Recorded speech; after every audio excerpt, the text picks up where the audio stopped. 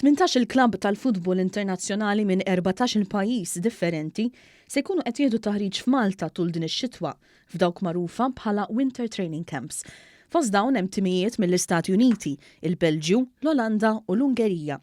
Il-kunċett ta' training camps fix-xitwa għaw Malta kien xprunat mill-bżonn ta' aktar investiment fit-turiżmu sportiv biex ikun żgurat li d-delegazzjonijiet ta' timijiet ikunu moqdija bl-aħjar mod se ilu twaqfet il-kumpanija MFA Sports Plus biex tiffaċilita it-taħriġ u l-lobiet tal-prova.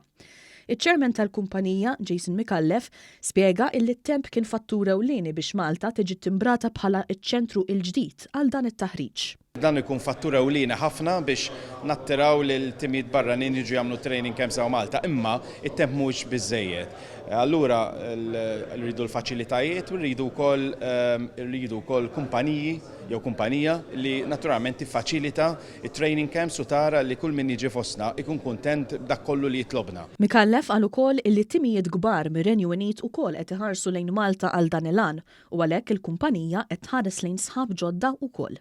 Iktar ma jkollna faċilitajiet aktar f'Jannar u frar u anke f'xhur oħrajn nistgħu naraw dat tip ta' training camps, nistgħu nittepjaw dat turiżmu sportiv ukoll inżommu f'moħħna illi dawn il-timijiet kbar internazzjonali Ewropej iġibu magħhom delegazzjonijiet kbar, numri kbar, b'mod speċjali meta t-tim ikun ser tajjeb. Qed nitkellmu fuq partitarju mhux qed nitkellmu biss fuq management u min ikun imexxi dat-timijiet. Deputat kap eżekuttiv tal-Awtorità Maltija għat-Turiżmu Karlo Mikallef qal li skont kif ġara anki fis-snin ta' qabel, Malta kapaċi tkun reklamata bħala destinazzjoni turistika ideali f'numru ta' pajjiżi ġodda grazzi għat-taħriġ lit-timijiet fix-xitwa.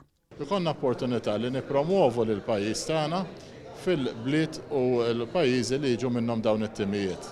F'dawn l-aħħar snin kellna timijiet kbar bħal PSV Eindhoven, Fiorentina, sabiex insemmi tnej, illi wara li ġew pajjiżna għamilna kooperazzjoni magħhom ħalli pajjiżna jkun promoted bħala destinazzjoni turistika ma' supporters tagħhom.